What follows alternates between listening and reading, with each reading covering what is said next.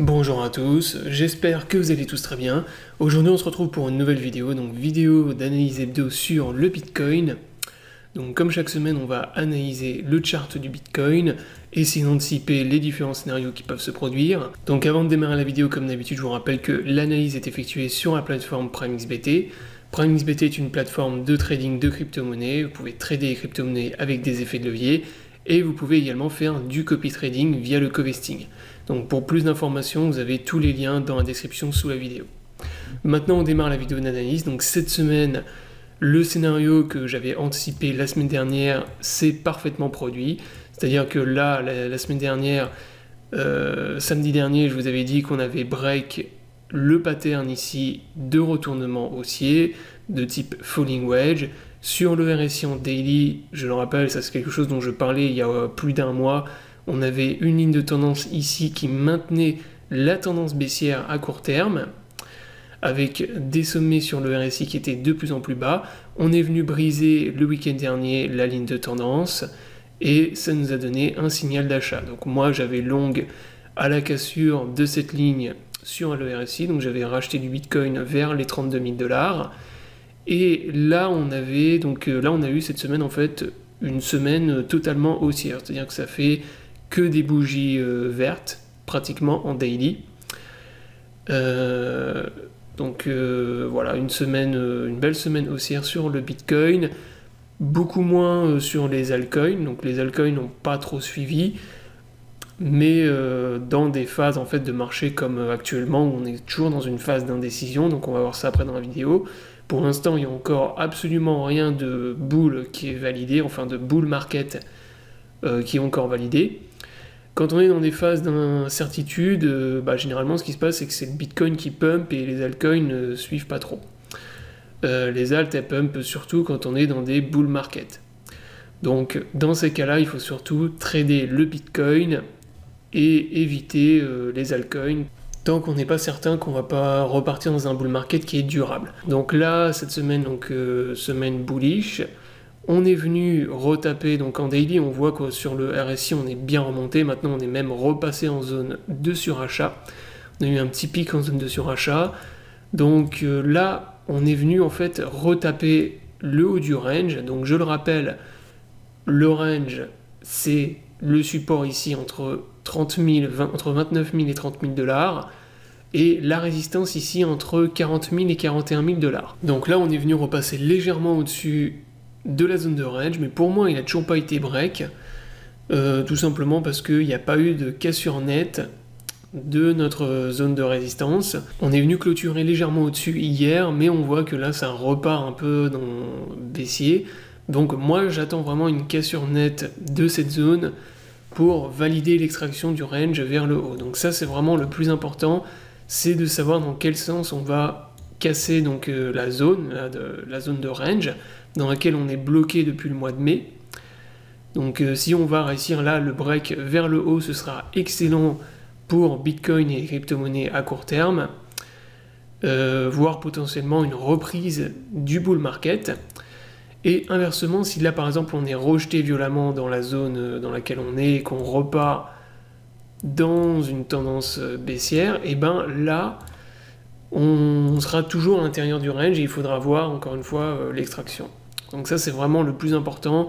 Tant qu'on n'a pas eu une extraction nette de cette zone de range, on peut absolument pas savoir si on repart dans un bull market ou si on est juste dans un rebond technique. Donc ça c'est vraiment là la question à 1 milliard, c'est est-ce que là sur Bitcoin on est en train de faire un rebond du chat mort, c'est-à-dire un rebond technique de bear market, ou est-ce qu'on repart dans un bull market? Donc ça pour l'instant on ne le sait pas encore. Comme je viens de le dire, il faut attendre d'abord l'extraction du range. Si on a une extraction du range ce week-end par exemple ou la semaine prochaine, donc ça c'est la prochaine zone de résistance que je vais surveiller moi. Donc pourquoi les 45 000 $? Tout simplement parce que on a, comme je viens de le dire, énormément de résistance qui s'accumule dans cette zone. On note notamment la moyenne mobile de période 200 en daily qui est au niveau de cette zone-là. Et je le rappelle, la moyenne mobile de période 200, elle est très importante justement pour savoir si on est dans un bull market ou dans un bear market. Donc là, je vais vous la faire apparaître. Donc je le rappelle, la moyenne mobile de période de 100 qui est affichée ici en gris.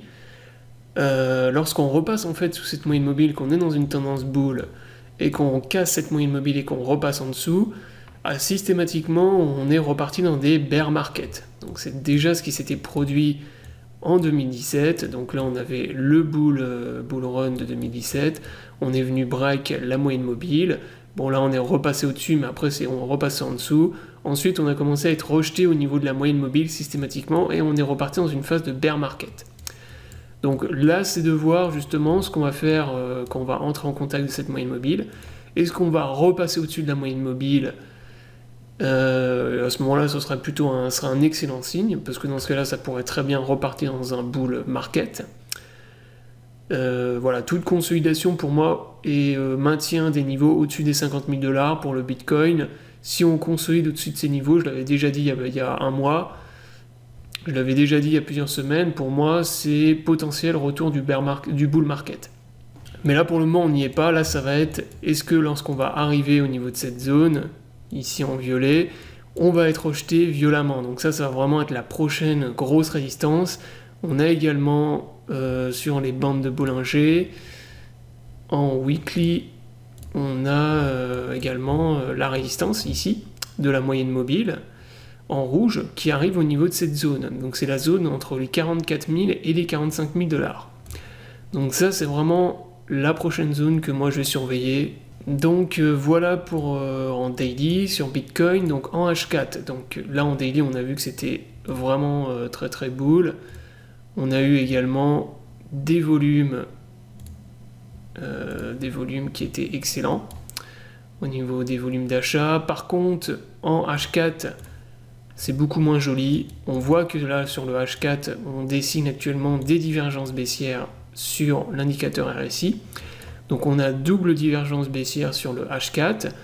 On est dans un pattern qui ressemble très fortement à une consolidation. Alors pas tout à fait, j'allais dire un rising wedge, mais c'est pas tout à fait, on est plutôt dans un canal. En tout cas là on consolide dans un canal, on a des divergences baissières. Donc sur le H4 à court terme, il y a de fortes probabilités d'avoir un rejet, en tout cas d'avoir un retracement du fait de cette divergence. Et du fait aussi qu'en daily on ait fait énormément de bougies vertes de suite.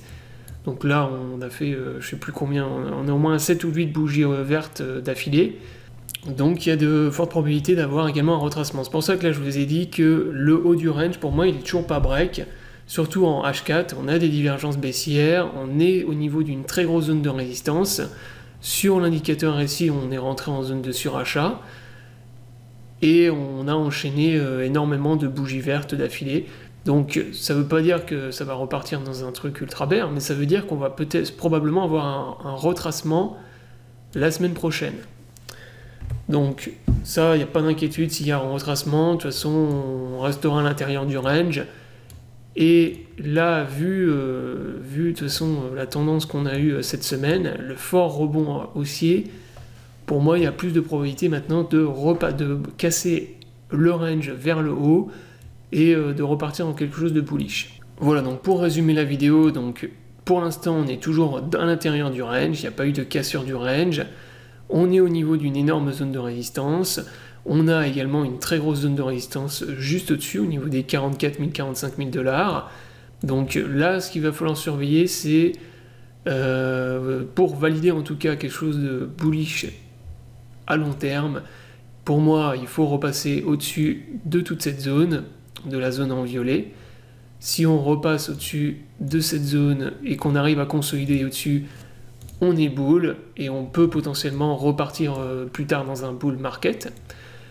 Et inversement, si on est rejeté quelque part dans cette zone et qu'on repart dans quelque chose de bear, on est peut-être tout simplement dans un rebond technique, donc le fameux rebond du chat mort.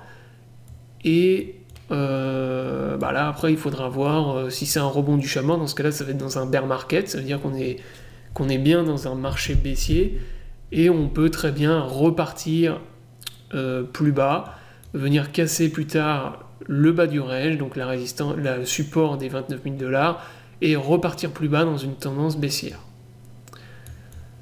Donc voilà, la vidéo est terminée, j'espère qu'elle vous aura plu, donc je vous invite à vous abonner à la chaîne pour ne pas rater les prochaines vidéos. Je vous souhaite à tous une bonne journée et à bientôt pour une prochaine vidéo.